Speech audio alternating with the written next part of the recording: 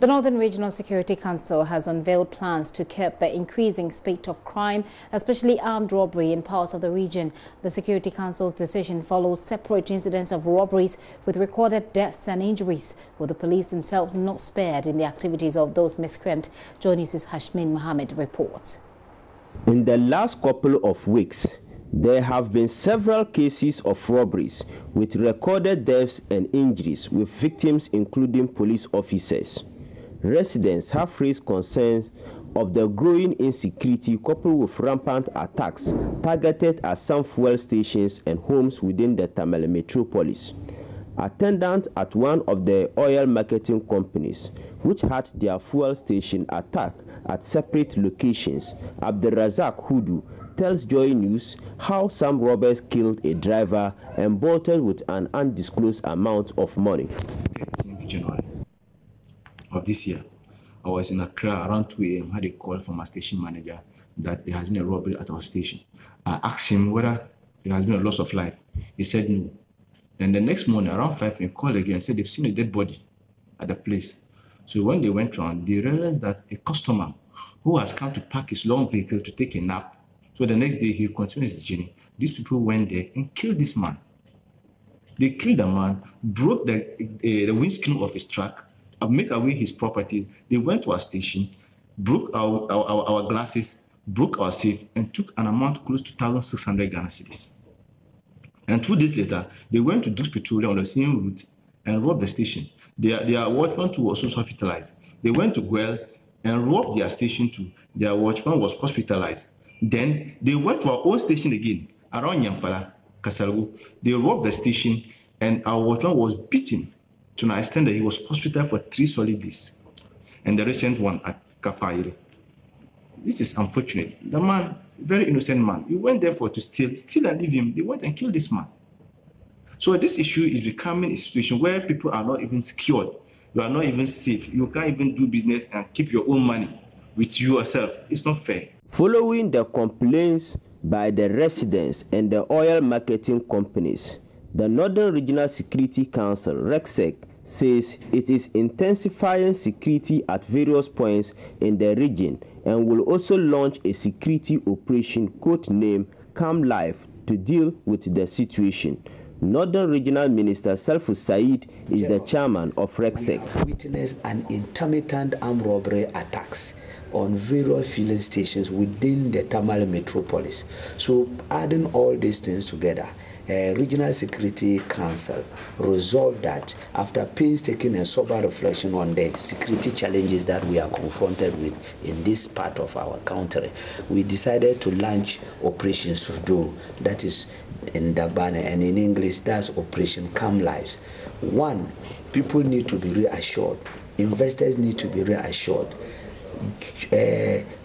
Government workers who have left their regions, their various areas and agree to come to northern region to work and contribute their quota towards the holistic development of Ghana and the region will need to be reassured and have the confidence to stay in the region. So I have started level. They gave the police 5 new vehicles for the purposely for the operation Calm Life, which is Operation Surdo, then 3 new vehicles for the Kamina Barracks, that is the 6 BNI, then 3 new vehicles for Airborne, that is we call it Bawa Barracks. So putting them together, that is 11 new vehicles, in now coming to add to the already existing ones that we have. So in terms of mobility, our mobility will be enhanced. Then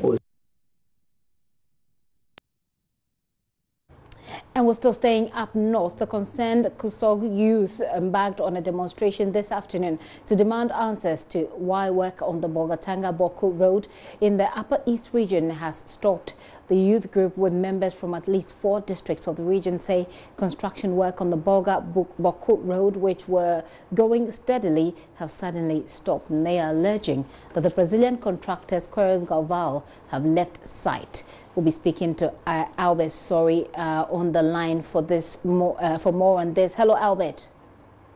Hello. Albert, tell us how soon did they end the demonstration, by the way? The demonstration started just before midday, and it went on up to 2 p.m. thereabouts.